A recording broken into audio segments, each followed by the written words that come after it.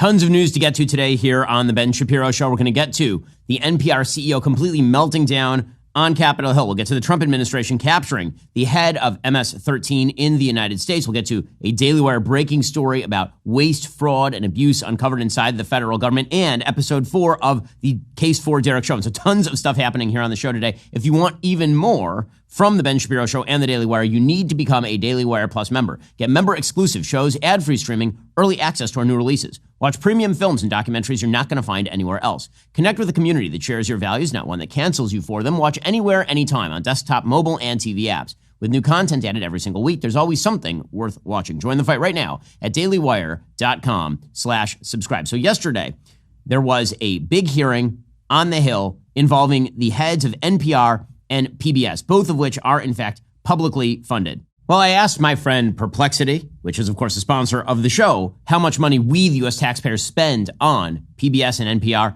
every year. Apparently, according to Perplexity, the U.S. taxpayer spends approximately $535 million annually on NPR and PBS through federal funding to the Corporation for Public Broadcasting. Over the last decade, taxpayers have spent about $5.35 billion on these outlets.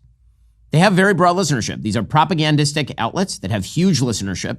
According to Perplexity, in 2022, NPR had about 23.5 million average weekly listeners for its terrestrial broadcast programming. And NPR, of course, is just trash stacked atop trash. It is a left-wing agitprop organization that puts out kind of modulated voices with well-produced music and segments, and sounds very easy to listen to, and it turns out that it's just Noam Chomsky propaganda. Meanwhile, PBS NewsHour attracted about 882,000 viewers on average in 2022, which means that about 57 million viewers tuned in to PBS's content during any given month in 2022.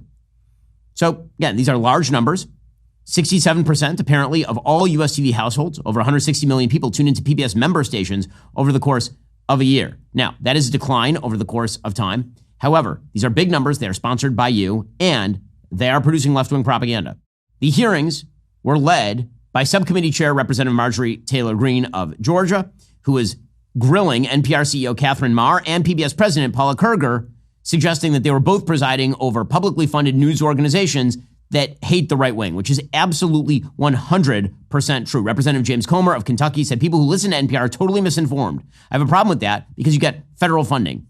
That, of course, is 100% true. And NPR had no excuse for this. NPR could not explain why they are so biased to the left. They couldn't explain why they should receive taxpayer dollars if, in fact, they only are a propaganda outlet for the Democratic Party, which is 100% true. Catherine Maher was asked yesterday, while she was on the Hill, this is the CEO of NPR, about her editorial board, which involves 87. There are 87 people on her editorial board. The number of Republicans on that editorial board, zero. Here she was being grilled by Representative Timmons. Let's talk about the newsroom. You have 87 registered Democrats, not a single Republican in your editor board. So, I mean, how does that work to give us the perception that you're doing your job of actually delivering unbiased information? Well, I would agree with you that that number is a concern if it is accurate. I do believe that we need to have journalists who represent the full breadth of the American society so that we can report well for all Americans. Well, the problem is that you actually don't believe that. If you believed that, you would have done something about it. 87-0 is not exactly an even-handed examination of the news. If you want to be an opinion journalism outlet like we are here at the Daily Wire and admit your biases openly, do it. We also receive zero taxpayer dollars. That is not a thing that we do here at Daily Wire. We are not living off your taxpayer dollars. We have advertisers, we have subscribers, we have members, all of those things. But that's not NPR. NPR does receive taxpayer dollars, which is why Catherine Maher was on the Hill being grilled. Then she ended up being humiliated by Representative Brandon Gill out of Texas. It was a pretty amazing exchange. Here was Brandon Gill grilling her about her own political beliefs and Maher just openly lying about them on the floor of Congress here. Do you believe that America is addicted to white supremacy? I believe that I tweeted that, and as I've said earlier, I believe much of my thinking has evolved over the last half decade. It has evolved. Why did you tweet that? I don't recall the exact context, sir, so I wouldn't be able to say. Okay. Do you believe that America believes in black plunder and white democracy? I don't believe that, sir. You tweeted that in reference to a book you were reading at the time, apparently, The Case for Reparations. I don't think I've ever read that book, sir. You tweeted about it. You said You took a day off to fully read the case for reparations. You put that on Twitter in January of 2020. Apologies, I don't recall that I did. Okay. I no doubt that your tweet there is correct, but I don't recall that. Okay. Do you believe that white people inherently feel superior to other races? I do not. You don't? You tweeted something to that effect. You said, I grew up feeling superior. How white of me. Why did you tweet that? I think I was probably reflecting on what it was to grow up in an environment where I had lots of advantages. Very rough there for Catherine Marr. And it continued to be rough throughout the entire day. Representative Jim Jordan, out of Ohio, friend of the program, he also humiliated Catherine Marr. It was basically just a series of dunks on Catherine Marr in Congress yesterday. Is NPR biased? Congressman, I have never seen any instance of political bias determining editorial decisions. No. Well, Mr. Berliner, in his story last year, wrote, in the D.C. area, editorial positions at NPR, he said he found 87 registered Democrats, 0 Republicans. Is that accurate? We do not track the numbers or the voter registration, but I find that concerning. Award-winning journalist who worked 25 years at NPR, Mr. Berliner, was he lying when he wrote that? I am not presuming such. I just we don't track that information about our journalists. 87 to 0, and you're not biased? I think that is concerning if those numbers are accurate. Yeah. There's no bias over at NPR. And Jim Jordan there is referencing a piece by Uri Berliner about the bias at NPR that he put out at the Free Press just a few months ago. We went through it. This is back in April of 2024. The title of the piece was, "I've been at NPR for 25 years. Here's how we lost America's trust." And Uri Berliner, who again was in fact a veteran at the public radio institution, acknowledged the massive bias. Quote, "It's true NPR has always had a liberal bent, but during most of my tenure here, an open-minded, curious culture prevailed. In recent years, however, that has changed. Today, those who listen to NPR or read its coverage online find something different, the distilled worldview of a very small segment of the U.S. population." And then he goes through in detail what changed inside NPR. Well, again, the windmill jams on Catherine Marr did not stop. Representative Tim Burchett out of Tennessee also went after Catherine Marr. Let me ask you, why did you call President Trump a fascist and a deranged racist sociopath in 2020? Congressman, I appreciate the opportunity to address this. I regret those tweets. I would not tweet them again today. They represented a time where I was reflecting on something that I believe that the president had said rather than who he is. I don't presume that anyone is a racist. You don't believe anyone is a racist? I don't start by presuming anyone is a racist.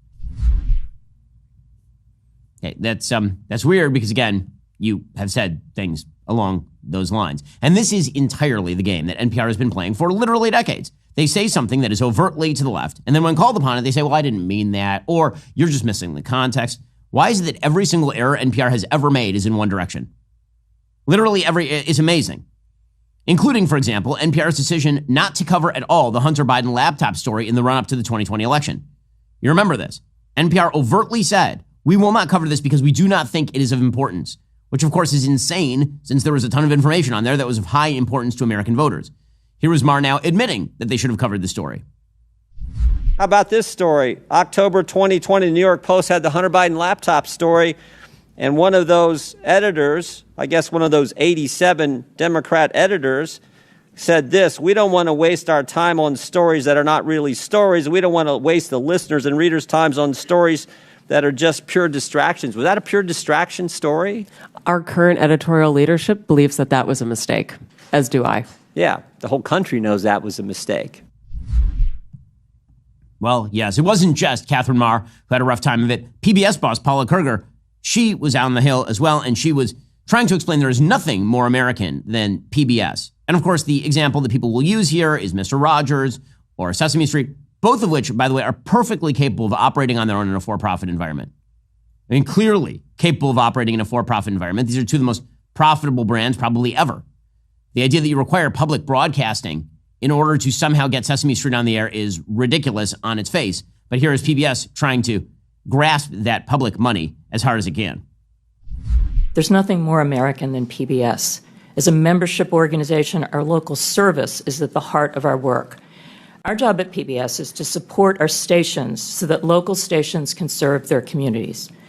We've been proudly fulfilling our mission for nearly 60 years using the public airwaves and other technologies to help educate, engage, and inspire the American people. Well, what you've also done is promote an enormous amount of left-wing propaganda over the years. And again, this is a win for President Trump because of the fact that all of this is now being exposed to daylight. The fact that we are now talking about getting rid of exorbitant spending in these areas is a really, really important thing. And all of this is part and parcel of a broader attempt by the Trump administration to cut out the waste, fraud, and abuse. We have a breaking story on that from our own Luke Rosiak, our investigative reporter here at Daily Wire.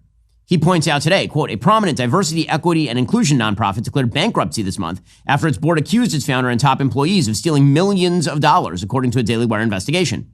Bill Clinton and Oprah Winfrey are set to keynote a conference run by the alleged thief, apparently through his for-profit firm, next month.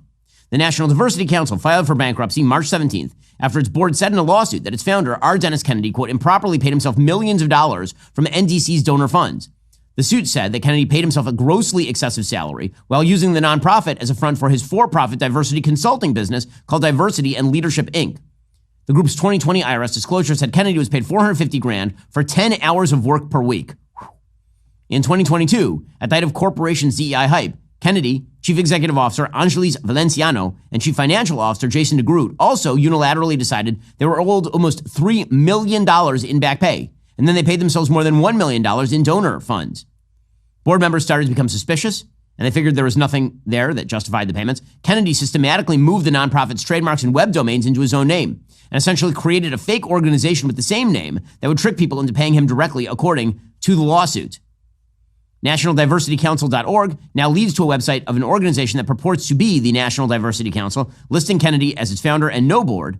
Dawn Hooper, an accountant who manages bankruptcy for NDC's board, told the Daily Wire the site is not operated by the National Diversity Council. So deep corruption with taxpayer dollars, obviously. And the imposter NDC website, by the way, is having a conference in LA next month, which was supposed to feature Bill Clinton and Oprah Winfrey. The necessity of wiping out bad taxpayer spending is deep and real, and it is having a positive impact on our markets, obviously. Cuts to regulation, cuts to bizarre subsidization schemes, all of that is quite good for the American economy. Along those lines, yesterday, the Secretary of Energy, Chris Wright, he said it's time to invest in energy, right? The Trump administration is making a bunch of really good moves for the economy, which is why, despite all the tariff threats, the economy seems to be still chugging along. Here yesterday was Secretary Christopher Wright. With policies now and a belief that we can invest in America, across America, and including Alaska, which was sanctioned far more than Iran or Venezuela by the Biden administration, now that we're free to produce American energy across our country, it gives us great geopolitical leverage. If we don't like the behavior of Venezuela and our foreign policy decides, hey, we should change Venezuela's ability to export oil, we have the ability to do that without impacting prices to American consumers. So key for me is American energy makes American lives better, also makes us more secure and more strategically powerful abroad.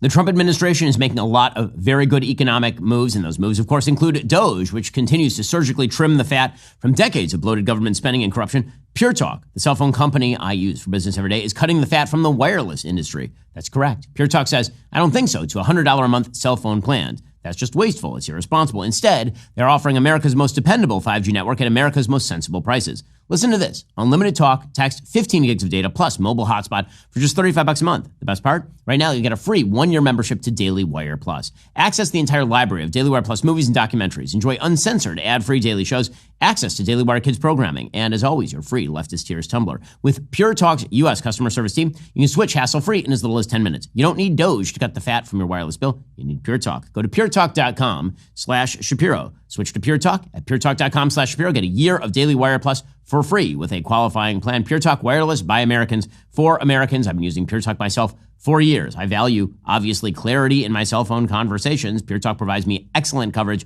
and at a lower price. Go check them out yourself. puretalk.com/Shapiro. Again, that's puretalk.com/Shapiro for the special deal. Meanwhile, the big sort of issue of the day when it comes to inflation is, of course, egg prices. Egg prices are now falling. They're falling nationally. That's particularly on the wholesale level. They've yet to drop tremendously on the retail level. There are a few reasons for this. One of them is, in fact, economic sanguinity with regard to gas prices and transportation prices. It costs money to get the eggs from the farm to the grocery store and all the rest of it.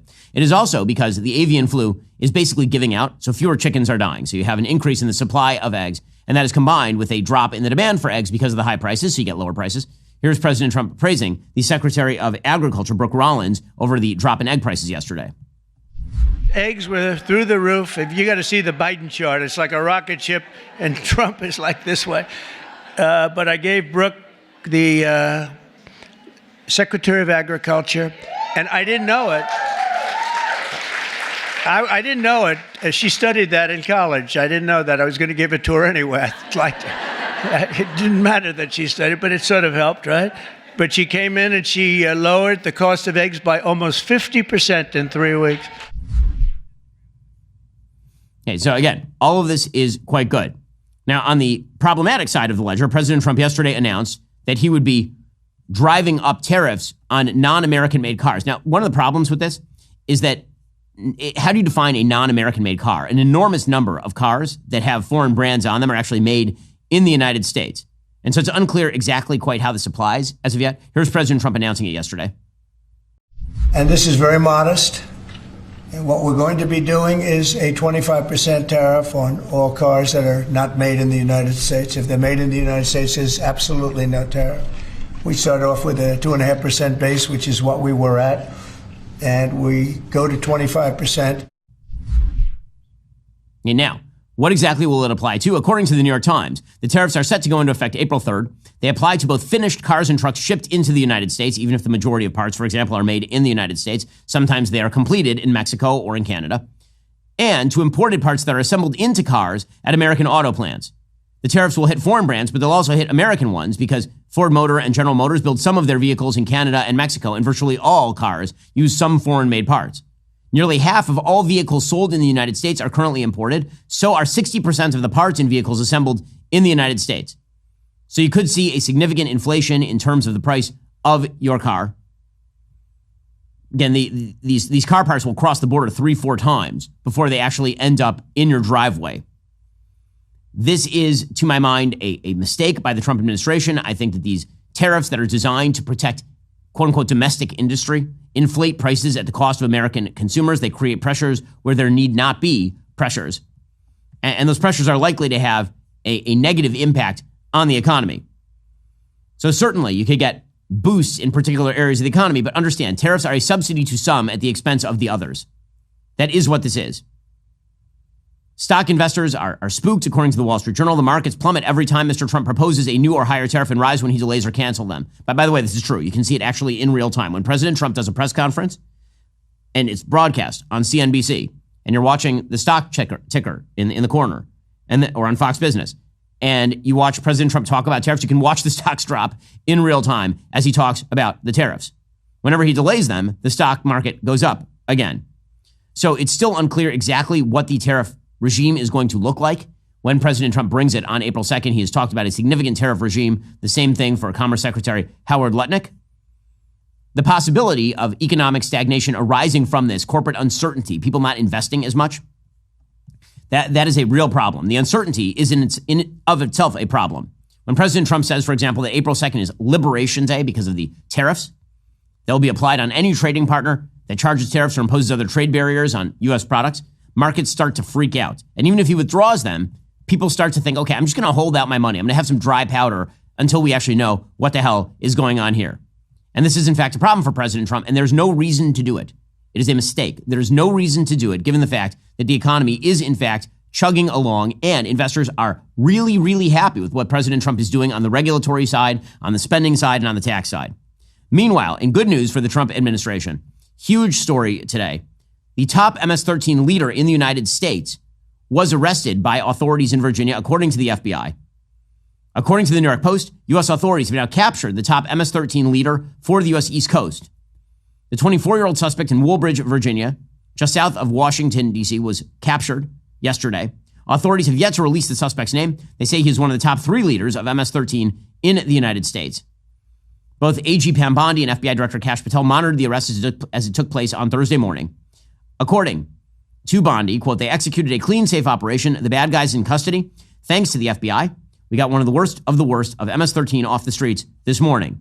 Presumably, some court will then demand his release, because that seems to be the pattern, is that the Trump administration starts deporting criminally illegal immigrants, and various courts decide that that's bad and that these people have a right to stay in the United States. Speaking of which, according to the Wall Street Journal today, an appeals court upheld an order blocking the Trump administration from using a wartime law to deport alleged Venezuelan gang members on the same day that Homeland Security Secretary Kristi Noem visited a prison in El Salvador, where the migrants are currently being detained. The U.S. Court of Appeals, for the D.C. Circuit's 2-1 decision on Wednesday, denied the Justice Department's bid to lift the block while it fights the lawsuit. Karen Henderson, who is a George H.W. Bush appointee, said that the TRO blocking the deportations was, quote, entered for a quintessentially valid purpose to protect the court's remedial authority long enough to consider the party's argument. So the argument is not that what Trump is doing is illegal. The argument is that he can't do it until it's been totally adjudicated. So before you hear that Trump's action has been struck down or something like that, all that's happening here is that the court is deciding that the temporary restraining order is appropriate so that you don't have further irremediable deportation, because if somebody gets deported, you can't exactly bring them back. And in the meantime, it'll get adjudicated up to the Supreme Court, which is likely where this is going to go. So, not all is lost on that front. President Trump is solving illegal immigration faster than any other problem.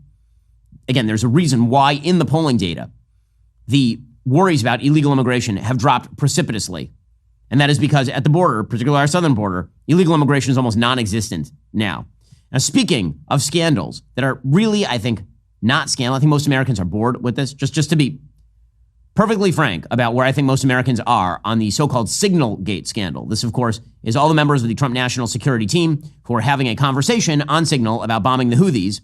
And that conversation included some operational details in real time about what was happening. Planes taking off, about to strike, right? That kind of stuff. It was vague in the sense that it did not include, as the Secretary of Defense reminds us, any names, any targets, any locations, any units, any routes, any sources, any methods, no classified information. It still included information that was non-public, obviously, because it was saying in real time, planes about to take off, for example. And that Signal chat included Jeffrey Goldberg. Somebody included the Obama stenographer, Jeffrey Goldberg from The Atlantic. And this is supposed to be one of the great scandals of our time. Here's the thing. If I have a choice, and unfortunately, apparently I do, between a national security team that does the right things, but also does stupid accidental things like including Jeffrey Goldberg in group chat, and an administration that surrenders everywhere on earth but does it by the book, I'm going to go with A. And that apparently is the choice. And that's I wish there was a choice where everything was by the book and it was not surrendering all over the world. But apparently that choice is no longer available to us. Again, this is not going to happen. Again, a mistake is a mistake. A blunder is a blunder. The idea that this is sort of a widespread systemic, oh my God, Americans are freaking. Here's the thing about procedural scandals at this point in American history. No one is getting ousted over a procedural scandal. You're going to get ousted if you had a sex scandal or if you did something so bad for the American people that you have to go. That's pretty much the only circumstance in which you are going. But including a journalist by accident in a Signal chat is not going to be that thing. It's not going to be that thing. But by the way, I should point out here that Jeffrey Goldberg of The Atlantic, people are giving him plaudits for not revealing the classified information until he was called upon to basically go ahead and do that by the Trump administration. Here's what I would have done. If I had been included in such a Signal chat, I would have immediately notified someone in the Signal chat that I was a journalist and I probably shouldn't be in it. And then I would have reported that they accidentally included me in a Signal chat before I got access to all of these operational details. Goldberg's bizarre excuse in not doing that was that he thought that maybe it was all a giant prank. But even if it was a giant prank, the first thing you would do is say, I don't belong in the Signal chat. Why am I in here?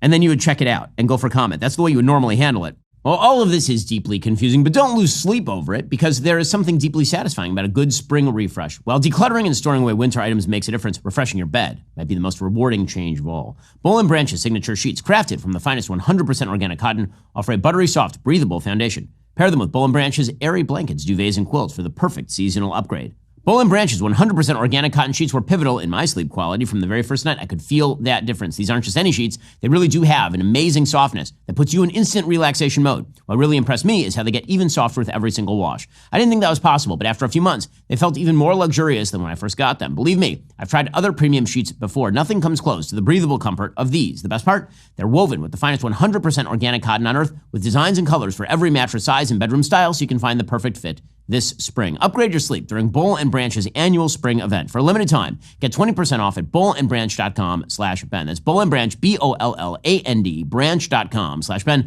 Take 20% off site-wide for a limited time. Exclusions apply. See site for details. Again, that's bollandbranch.com/Ben and get 20% off site-wide. Also, I need to tell you about my friends at PragerU. They're doing an amazing job. This is the conservative nonprofit fighting to educate the next generation and win back the culture. Conservatives won huge in November. The fight is not even close to over. The left still controls our schools. They're undermining faith, family, and freedom. One election isn't going to fix that. That's why PragerU is making real, lasting change. They're reaching young people like never before with pro-American, pro-Judeo-Christian content, nearly 2 billion views a year, with 65% of their audience under 35. And now, PragerU is getting into classrooms. 9 states have already partnered with them to bring PragerU videos and books into schools, with more states on the way. But they can't do it alone. Right now, every dollar you give is triple matched to help push back against radical indoctrination. Don't wait. Go to PragerU.com/DW. Make your donation today, which will be triple matched. Together, we can keep the momentum going and stand strong for the values we care about. That's PragerU.com/DW. They're basically a sister company to Daily Wire. They've been making amazing content for years.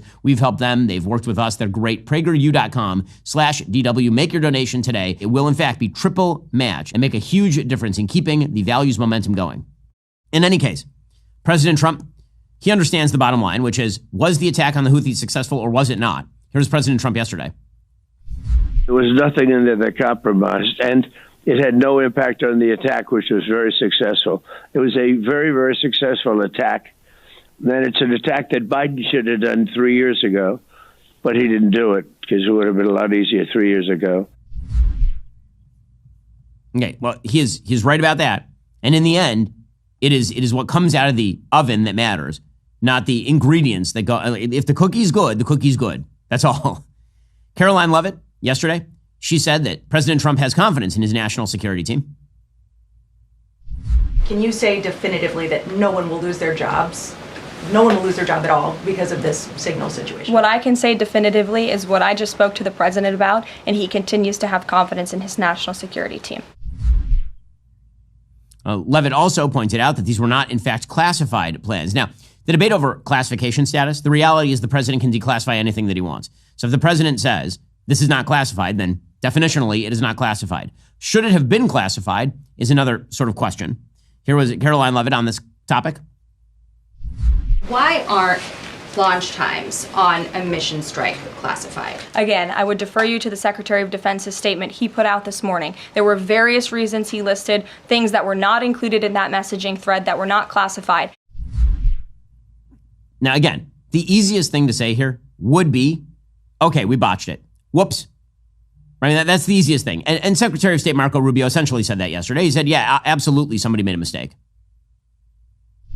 This thing was set up for purposes of coordinating how everyone was going to call. You know, when these things happen, I need to call foreign ministers, especially of our close allies. We need to notify members of Congress. Other members of the team have different people they need to notify as well. And that was the purpose of why it was set up. Obviously, someone made a mistake. Someone made a big mistake and added a journalist. Nothing against journalists, but you ain't supposed to be on that thing. Okay, he is right about this. And this is the most obvious response. Mistake, oopsie, move on. Democrats, however, have decided this is worse than the Afghanistan pullout, which is quite an amazing statement. Here is Senator Mark Warner saying this is worse than Afghanistan, which I'm gonna go no on that. It seems to me that much worse for the world was the United States pulling out of Afghanistan in absolute ignominious defeat, getting Americans killed in the process and leading to Vladimir Putin's invasion of Ukraine, among other things.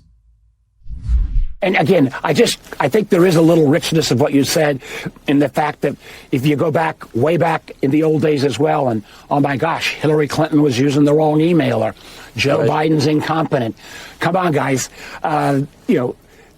If you don't think this is a case of incompetence and a pattern after a variety of other kind of sloppy use of classified information, then you've not been following the last 60 plus days that I've been following. But in terms... So, worse than Afghanistan. Meanwhile, Representative Jimmy Gomez went the worst possible route, asking whether Pete Hegseth was drunk on the chat, which is just gross and stupid. The main person who was involved in this thread that a lot of people want to talk to is Secretary of Defense Hegseth. And a lot of questions were brought up regarding his drinking habits in his confirmation hearing. To your knowledge, do you know whether Pete Hegseth had been drinking before he leaked classified information? I don't have any knowledge of Secretary Hegseth's personal habits. Just ridiculous. Absolutely ridiculous. Meanwhile, Chris Matthews was going crazy. It's a cover-up! They wheeled him in from the local hotel. His wife Kathleen's the manager. Talk about all this. Come on in here, MSRC. Come over to the show. Haven't ironed my shirt in 27 years. Same shirt every day. Got some bad pit stains by now, but let's talk about the cover-up. Covering up those pit stains with this jacket here. Go, Chris Matthews, go! I believe this story moved from blunder, which it was for all the last few days, to cover-up. And the cover-up began almost immediately. Cover-up. Well, what is the cover-up precisely? It's just like it's all out there. We know everything that happened. What is there to cover up? It's literally all public in the chat. And then they said to Jeffrey Goldberg, if you release the rest of the chat, it's not classified, and then he did. It's like the least cover-up I've ever seen in my entire life. Here's the thing. So I think most Americans care deeply about this. I really, really don't. I'd be shocked if they do, frankly. It seems like a bureaucratic snafu. It seems like a mistake. And it doesn't seem like it inhibited our ability to kill Houthis. So there's that. And all the sort of over-the-top media coverage is unjustifiable on virtually every level. Well, joining us on the line is our White House reporter, Mary Margaret Olohan, and she spent the day with J.D. Vance yesterday. Mary Margaret, good to see you. Good to see you, Ben. It's a beautiful morning here at the White House. And yes, I did get to go to Quantico, Virginia yesterday with the Vice President for his visit to the Marine base, where he spoke to hundreds of Marines. I was told that around 750 Marines gathered for this event yesterday. And of course, we know that the Vice President is himself a Marine. I would say former Marine, but everyone's been correcting me on social media and reminding me that once a Marine, always a Marine. And the Vice President spoke to these Marines. He told them that President Trump loves them and that he's proud of them. And he reminded them that they're an incredibly important part of our country, of protecting our country. And he also emphasized that he's focused on building warriors and not woke ideology. So all of this was really interesting. It was well received by the Marines. And I actually talked to a whole bunch of them. They were really sweet young Marines, I would say. And they had some really interesting things to say about the Vice President. I believe we have a clip of that right here that we can show you all. What does it mean to you that the Vice President is a Marine? It means a lot because it's a once-in-a-lifetime opportunity. Not everybody gets to meet someone like him. Yeah. What about you? It's definitely going to be a breath of fresh air, to have a Marine that's going to be, second in charge. So super excited for that. And you? Love to see the Marine Corps representing the United States and having a cool role in the White House. So I've been hearing a lot about how we're seeing a lot more recruitment numbers lately. Have you guys seen a surge in enthusiasm among your colleagues or among your new recruits in regards to this new administration? Yeah, absolutely. I feel like the Marine Corps is at an all-time high right now. Yeah? I feel like a lot of people want to join the military now that we have people that are willing to back the United States. So these guys were just so full of enthusiasm. It was really fun to talk to them. And then, the Vice President's visit was delayed a little bit because he was speaking with Trump. But when he ultimately arrived, you should have seen how those Marines were cheering as we saw Air Force 2 landing. And then it was really cool, too, because we got to follow him around as part of the pool press and see how he interacted with the Marines at the Chow Hall, for example. They all got lunch together. And, Ben, J.D. Vance grew up in Ohio and Kentucky. He's written a lot about this in his book, Hillbilly Elegy, which describes a lot of the poverty he had to endure and, the drug problems in Appalachia and all of these really very real, legitimate problems for many Americans. So it was really interesting to see him interacting with these Marines, talking about their problems back at home and how they want to build America and protect our country. And then maybe in the coolest part of the day, we got to go with him to a shooting range where the Vice President was testing out some weapons. I've got some clips of that too, and I think we definitely want to take a look at those.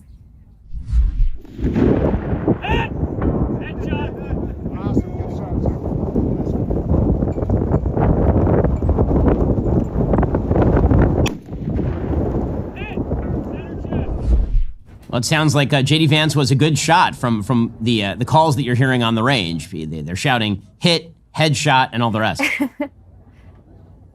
Yes, and I mean, I'm no expert on weapons, I'm no expert on guns, Ben, but I can tell you I shared that on social media and my phone died while I was out there on the range. And when I turned it back on, my phone had blown up because people were so excited about these shots and seeing the vice president out there on the range experimenting with these weapons. He actually closed out the day shooting what I was told is called a howitzer, which is a type of cannon. And that was super loud, very cool to see. And then, you know, he's interacting with these Marines, he's taking pictures with them all. And at the end of the day, he took Air Force Two back to the White House. So I found a really interesting day, especially in light of a lot of the events going on at the White House right now. For example, during the press briefing, all that Caroline Leavitt was asked about was this signal chat and the implications of the vice president and Pete Hegseth and the other members of the national security team interacting in this signal chat. But it was cool to get out of D.C., out to Quantico with these Marines and see the vice president's real interactions with them and how they received him and how they reacted to it. And I just did want to add, Ben, on a final note, I just bumped into a really interesting person coming into the White House today, Michael Knowles, coming through White House security with me. So I'm excited to see him around the White House today, and I heard that he might be doing something cool around here, so excited for that as well. Well, that is awesome for you, and it's awesome for me because it means Michael Knowles is nowhere near me. So I'm really excited about that. Mary Margaret, doing a wonderful job, as always, from the White House. Really appreciate it. Thanks, Ben. Meanwhile, the Sixth Amendment to the United States Constitution guarantees the right to an impartial jury, a fundamental cornerstone of our justice system. But what happens when that impartiality is systematically undermined by external forces? What happens when jurors are effectively told that their city will burn if they don't reach the correct verdict? What happens when sitting members of Congress and even the President of the United States weigh in on a defendant's guilt before the jury has even deliberated? That's exactly what happened in the Derek Chauvin trial. It represents one of the most egregious violations of due process in modern American legal history. This is The Case for Derek Chauvin, Episode 4, The Jury.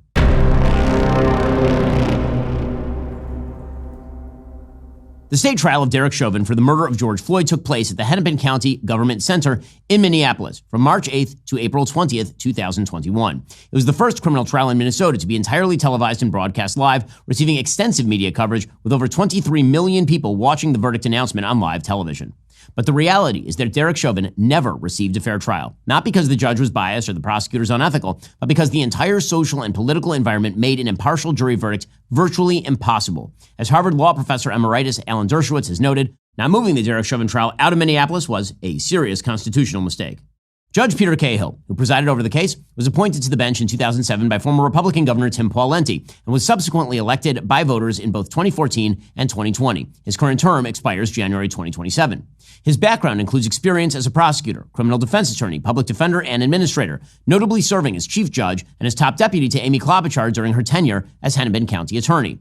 Colleagues describe Cahill as fair, decisive, bold, with Chief Hennepin District Judge Todrick Barnett stating, quote, "He will make thoughtful legal decisions based upon the law, even if the decisions are unpopular."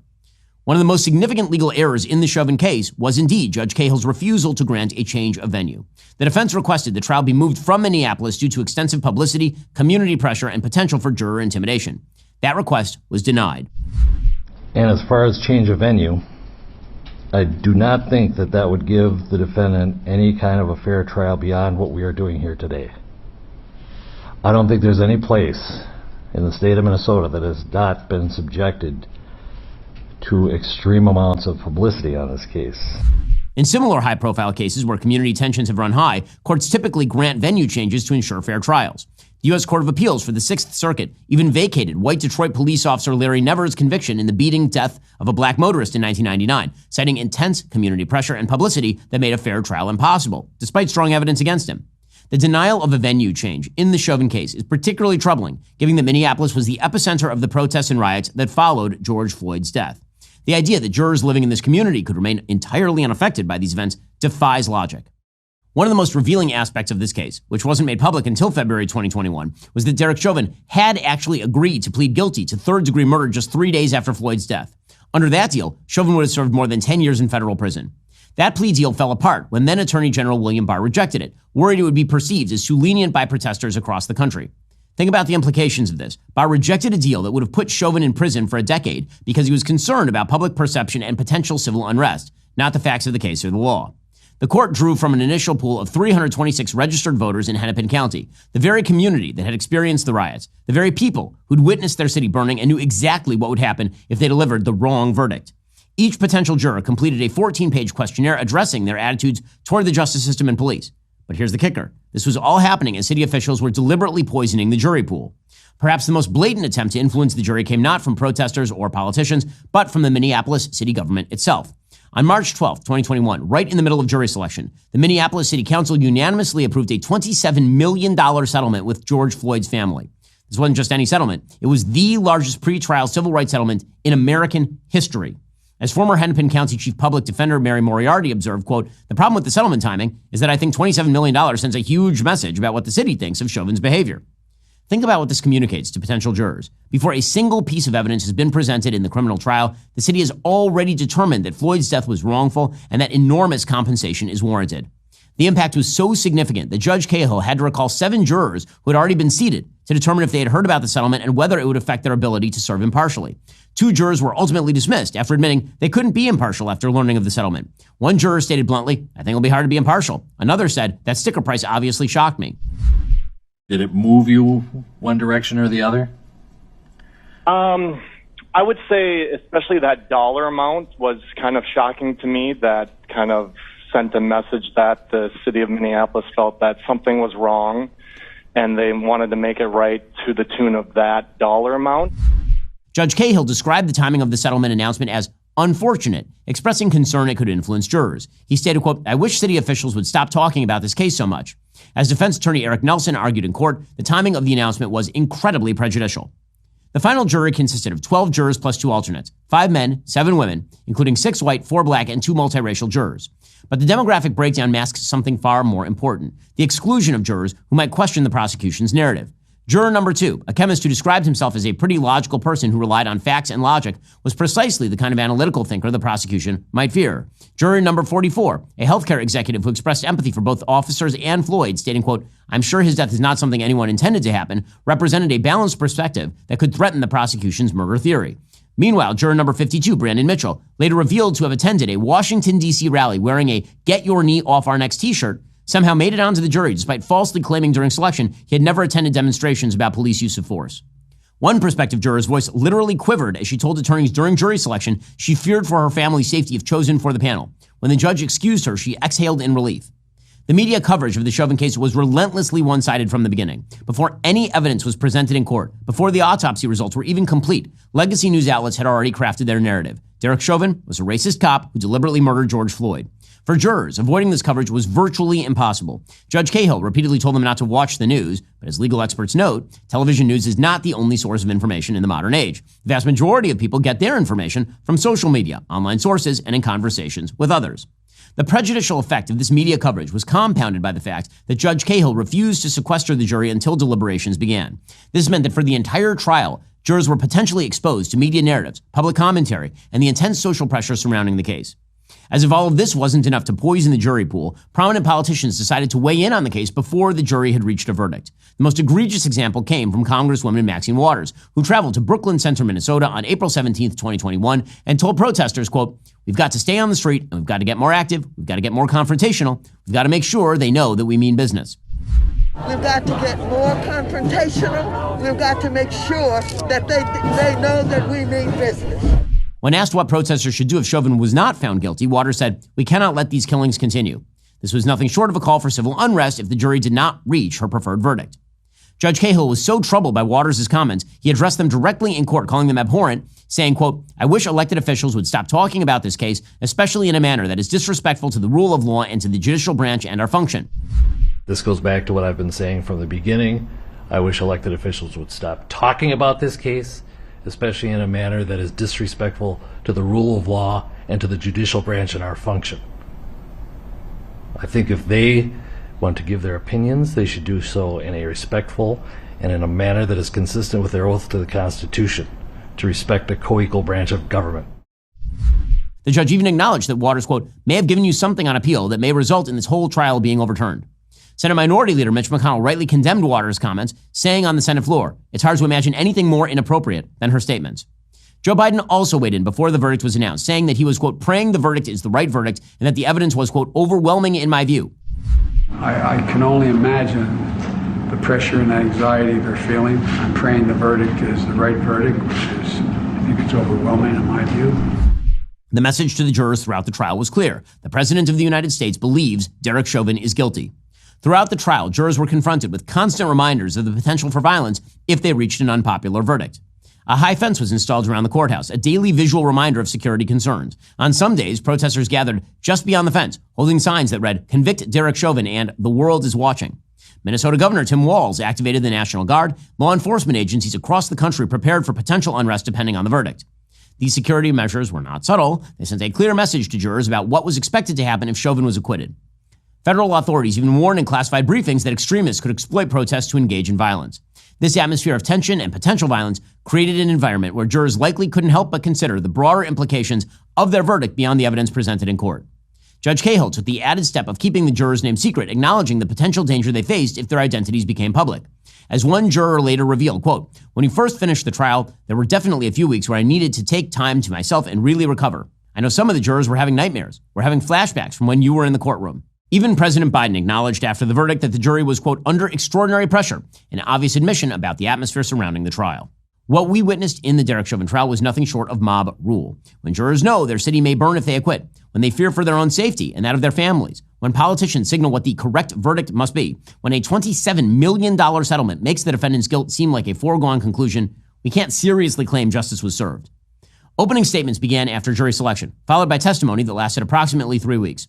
The prosecution called 38 witnesses in their case against Chauvin, with the bystander video of Floyd's death serving as the focal point of their argument.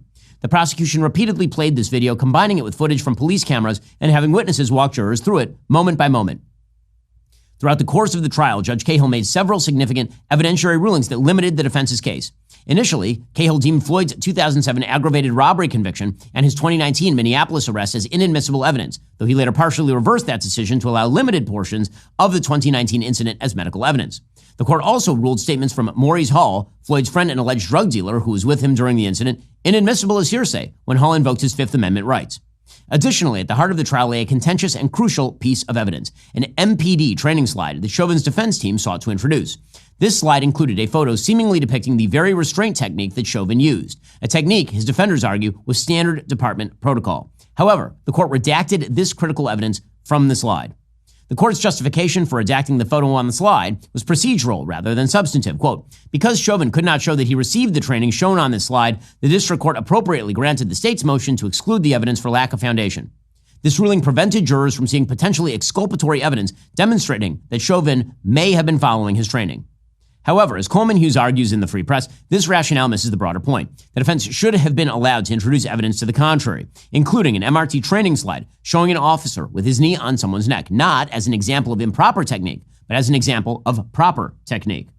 The redaction effectively barred jurors from seeing direct evidence that the maximal restraint technique, MRT, was part of MPD protocol, even though multiple officers later affirmed its use in training. By focusing narrowly on Chauvin's individual exposure to the slide, the prosecution avoided addressing whether the restraint itself aligned with departmental standards, a critical distinction. As Hughes noted, once the prosecution cited Lieutenant Johnny Mersel's testimony that officers were trained to, quote, stay away from the neck, the defense should have countered with evidence that MRT, including neck restraint, was explicitly taught, rendering the slide's inclusion irrelevant to Chauvin's personal training history.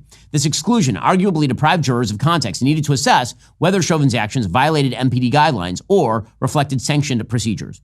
According to the Minnesota Star Tribune, quote, dozens of former Minneapolis police officers filed sworn declarations this week saying former officer Derek Chauvin followed training protocol when he pinned his knee on George Floyd's neck. These declarations directly contradict testimony presented during Chauvin's trial and suggest a more complex reality than what was presented to the jurors. Additionally, the MPD's use of force policies contain critical context regarding officer discretion and safety protocols. While officers are trained to place subjects in recovery positions as soon as possible, this directive must be understood within the broader context of scene management and officer safety considerations. According to testimony from Lieutenant Johnny Mersel, who is in charge of use of force training, using a knee on a person's neck isn't unauthorized when applying force. This crucial distinction was largely overlooked in media coverage. While Mercil later stated that once a subject is under control and handcuffed, the technique would no longer be authorized, this raises the question of when a subject is truly under control in a dynamic street situation with potential crowd interference. The MPD call handling protocols specifically instructs officers to, quote, ensure that on-scene notification is reported to the dispatcher and to handle scenes, quote, in accordance with MPD policy and procedures, suggesting that scene management is a continuous assessment. MPD policy specifically recognizes that officers must, quote, continuously reassess the perceived threat in order to select the reasonable use of force response, indicating control techniques may need to be maintained until officers can definitively establish that all threats, including environmental threats, have been neutralized. Katie Blackwell's testimony that Chauvin's technique was, quote, not what we trained, has been central to the case narrative. However, this testimony is now directly challenged by former officers who assert Chauvin did follow his training. As noted in court filings, these officers allege that the restraint technique Chauvin used against Floyd was part of departmental training. The legal filing goes still further, arguing that Blackwell committed perjury when she testified Chauvin was not following department training. This serious allegation suggests the trial may not have presented a complete picture of Minneapolis Police Department training protocols. Closing arguments were made April 19, 2021. Prosecutor Steve Schleicher stated that Chauvin's behavior, quote, wasn't policing, this was murder, while defense attorney Eric Nelson argued a reasonable police officer would understand the situation. The jury began deliberations April 19th and reached a verdict after approximately 10 hours. On April 20th, 2021, at 4:07 p.m. Central Time, Chauvin was found guilty on all three charges: second-degree unintentional murder, third-degree murder, second-degree manslaughter. On June 25th, 2021, Judge Cahill sentenced Chauvin to 22.5 years in prison, exceeding Minnesota's minimum guidelines, but falling short of the prosecutor's request for a 30-year sentence. Let me be absolutely clear. On this day, our justice system failed to provide the due process protection our Constitution demands for all defendants, regardless of the charges they face or how despised they may be. In a system of justice worthy of the name, the verdict must be based solely on the evidence, not on fears of what might happen if the wrong verdict is reached. As Judge Cahill himself acknowledged, external pressure and threats of violence have no place in our system of trial by jury. In the fall of 2022, Judge Cahill delivered the Justice Jackson Lecture before a large audience of judges at the National Judicial College. Curiously, only one news organization covered his remarks, despite their relevance to one of the most high-profile cases in modern history. That organization was the Daily Wire, courtesy of my colleague Matt Walsh. The lecture, which is available online, begins with Cahill making several jokes about various aspects of the Chauvin trial before covering topics like the importance of upgrading technology in courtrooms. As the lecture progresses, Cahill makes a series of statements that raise serious questions about judicial impartiality. He transitions from discussing procedural matters to advocating for what he terms racial justice in a manner that appears to depart from traditional notions of judicial neutrality. Most concerning is when Cahill explicitly states to the room full of judges that, quote, every case should be about racial justice. But it doesn't mean that we ignore racial justice. Every case that you deal with should be about racial justice. Even if everybody in your courtroom, if you're white, old white guy like me, and everybody else in the courtroom is an old white guy, even the defendant on the speeding case. Cahill said every case should be about racial justice, work for equity. He advised judges to take implicit bias training and suggested hiring practices based on demographic considerations. Cahill advocated for judges to consider race consistently in their cases, claiming this approach would restore, quote, trust and confidence in the judiciary. How many have been through implied bias training? If you haven't, make sure you do it. It's very valuable. If you have any opportunity, to help in the hiring process for court staff, if you can serve on the Equal Justice Committee, if you can go out into the community, we've done listening sessions in some of the communities of color, and just to listen. The judiciary's fundamental purpose is to apply the law equally to all individuals, regardless of race or background. A sitting judge openly advocating for racial consideration in all cases represents a significant departure from traditional judicial ethics. Judge Cahill's comments revealed a concerning ideological framework that may have influenced the Chauvin trial proceedings. Chauvin's legal team filed a motion for a new trial, citing numerous grounds, including jury misconduct, intimidation, and the court's failure to sequester the jury during the trial. While this appeal was not successful, the legal issues it raised were substantial and would normally merit serious consideration by higher courts. In particular, the defense cited 1. The court's failure to change the venue despite unprecedented pre-trial publicity. 2. The city's $27 million settlement announcement during jury selection. 3. The failure to sequester the jury during trial. 4. External intimidation from politicians and protesters. 5. Evidence of juror misconduct and bias. Any one of those might be sufficient grounds for reversal in a normal case. Collectively, they represent a devastating indictment of the trial process. Just 2 weeks after the state verdict, Chauvin was hit with federal civil rights charges on May 7, 2021. Initially, Chauvin pled not guilty, but faced with the prospect of spending the rest of his life in federal prison if convicted at trial, he eventually accepted a plea deal on December 15, 2021. The terms were 20 to 25 years in federal prison to run concurrent with his state sentence. To pile on, they threw in a completely unrelated 2017 incident involving a 14-year-old to make Chauvin look like a serial abuser of power. Judge Paul Magnuson ultimately sentenced him to 21 years in federal prison. Given all these factors, a presidential pardon would send a powerful message that justice in America is not determined by mob rule or political pressure, but by evidence, due process, the rule of law. It would affirm that even the most hated defendant deserves the full protection of our legal system. Critics have argued that a pardon would undermine confidence in our justice system. I argue confidence in our system is already undermined when trials are conducted under the shadow of intimidation and political interference. Restoring faith in our system requires acknowledging when that system has failed and taking corrective action. Visit pardonderek.com, sign our petition asking President Trump to pardon Derek Chauvin for his federal convictions. We'll also put the website up to donate to Derek Chauvin's legal defense fund in the description. This is about ensuring that justice is applied fairly and consistently without being swayed by mob mentality or political pressure. Joining us on the line to discuss the case of Derek Chauvin is one of the journalists who helped really uncover many of the explosive details surrounding it. That's Coleman Hughes. Coleman, thanks so much for joining the show. Really appreciate it. Yeah, my pleasure. So obviously, I've been taking a leading role in calling for the pardon of Derek Chauvin.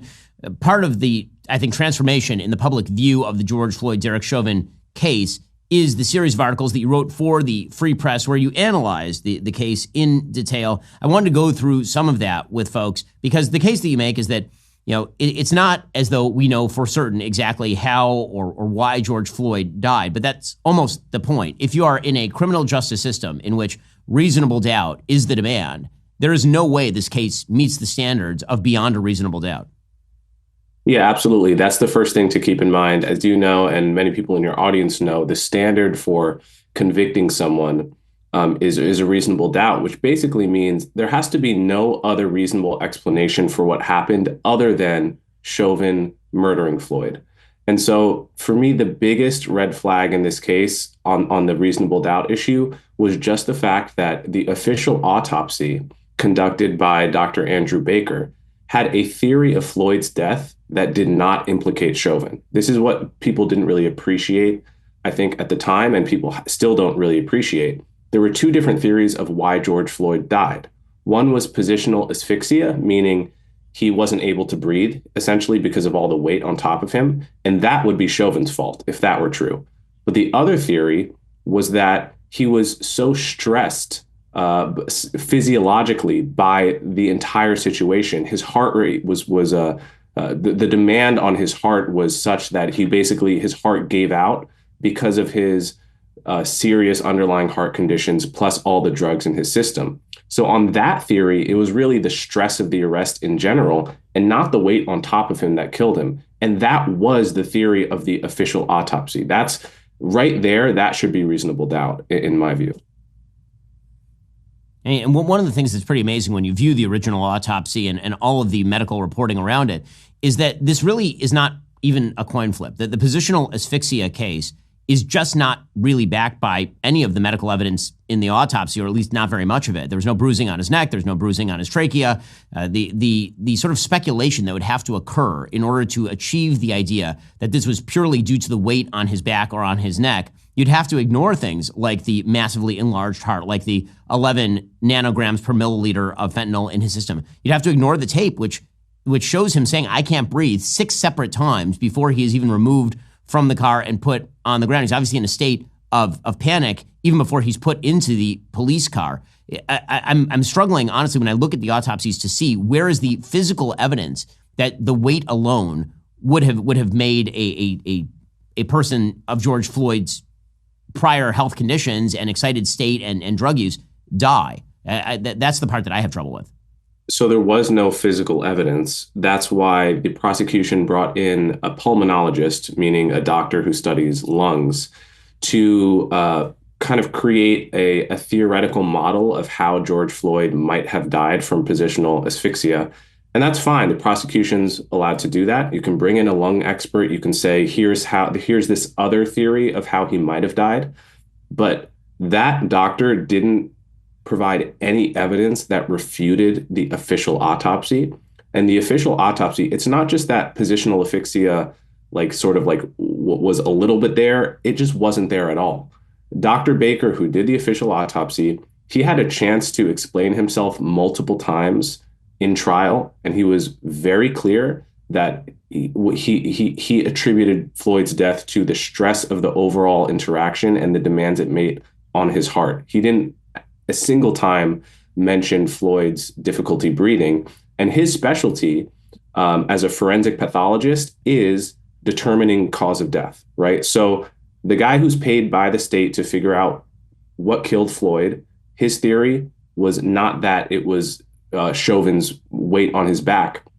And the reason this was important is in the conclusion of the trial, the prosecution essentially had to reject that theory. They rejected the theory of their own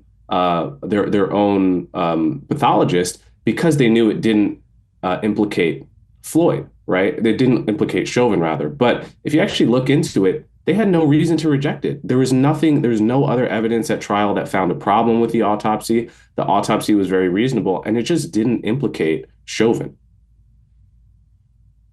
Yeah, so Coleman, obviously one of the big issues surrounding the George Floyd case is the fact that it became a national issue, which effectively deprived Chauvin of his right to a fair trial. It's the highest profile criminal case that we've had in this country since the O.J. Simpson trial. You had the presidential candidate for the Democratic Party essentially calling for his conviction before this trial even happened. You had the city of Minneapolis paying out a $27 million settlement to George Floyd's family. You had members of the jury who were openly at rallies wearing I Can't Breathe t-shirts.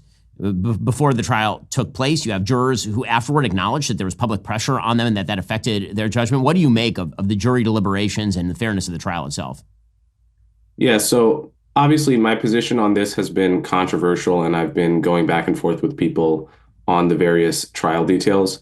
The one argument I've made that no one has even tried to argue against is that Chauvin did not have a fair trial, because it's just impossible to argue that he got a fair shake when you consider the fact that, first of all, several jurors, alternate jurors and seated jurors, said that they were afraid what would happen for their personal safety and to the safety of the city if Chauvin were acquitted. Right there, it's very difficult to be unbiased when you're afraid for your own safety. These jurors knew that their names would come out some months after the trial. And in fact, their names did come out some months after the trial. So imagine being in their position in Minneapolis thinking, okay, if I think this guy was innocent, what's going to happen to me and my family? It only takes one crazy person to really destroy your life. And all of those feelings of fear, if you remember at the time how much violence there was in the country in 2020, it's incredibly difficult to put that out of mind when you're in the middle of a trial. You add to that the fact that, as you said, one juror was found with at a protest with a T-shirt that said, "Get your knee off our necks," before the trial. Obviously, that information didn't come out until after the trial. And another juror was found with a BLM sign in his window. The New York Times published a few months after the trial.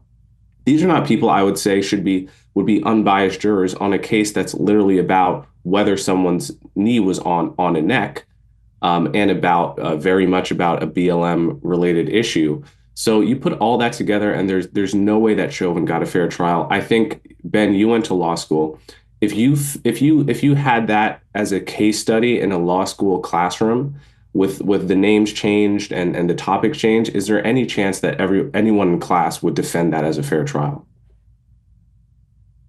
No way in the world. So Coleman, obviously, this has massive impact on how Americans have thought about the criminal justice system. I was on with Stephen A. Smith recently, and he basically acknowledged that he was not willing to look at any evidence outside of the 9-minute tape, and his assumption was that as long as there was a knee on a neck, that meant that was the cause of death. I literally asked him, is there anything that could change your mind? And he just said no, which I think has unfortunately been the way that too many people have approached criminal justice issues in the country for a really long time. That obviously speaks to the sort of decline in racial comedy in the country. It wasn't all that long ago when both Black Americans and white Americans actually thought that race relations were on a good track in the United States. That was as late as 2012, 2013. For the past 12, 13 years, they've been on the wrong track. The numbers have been bad. Do you see that recovering anytime soon? And what do you think the fallout from the Chauvin-Floyd trial and conviction of Chauvin is going to be for the long term? So I hope we're on a better track now. what's really important is that people don't judge these police incidents based on a 30-second or even a 9-minute video. That's the most important thing people have to learn in our social media age, is that it's incredibly easy to lie with videos, and that a video actually does not tell you the whole story. For example, the other important point on Chauvin we haven't talked about is that the whole media allowed us to believe that Chauvin invented this knee on the neck technique because he's some kind of psychopath or something. In fact, it was a trained technique. And there is literally a picture from Minneapolis police training material showing how you're supposed to put a knee on the back of the neck in certain scenarios.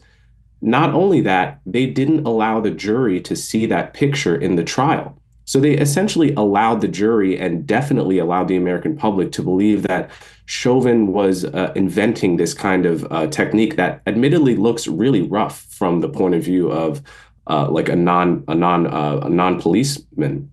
But this was a trained technique. They were trained to do this in many scenarios. They were trained that if a suspect is talking, then they're breathing, right? They are literally trained that people lie about medical emergencies to get out of arrest all the time, which is true, and that as long as they're talking, they're breathing. Floyd was talking for 5 minutes, right? He was talking almost up until he lost consciousness, right? So I think what people have to learn from the Floyd incident is don't do what Stephen A. Smith did and just bury your head in the sand and say, I saw a video that upset me, therefore it's wrong. Actually take the time to learn more about what happened. And then just don't be misled by 30-second clips on social media. That's what led to the BLM era. That's what led to the decline in race relations. It's just people jumping to assumptions based on very limited sets of information. That's Coleman Hughes. Go check out his book, The End of Race Politics, and his podcast, Conversations with Coleman. Coleman, really appreciate your insight and knowledge on this issue. Great to see you. Thanks, Ben. All right, guys, coming up, we're going to jump into the Ben Shapiro Show mailbag. Now, I know you've heard about it a lot, but the thing is, you can't hear any of the questions or the answers or even ask the questions unless you're a member.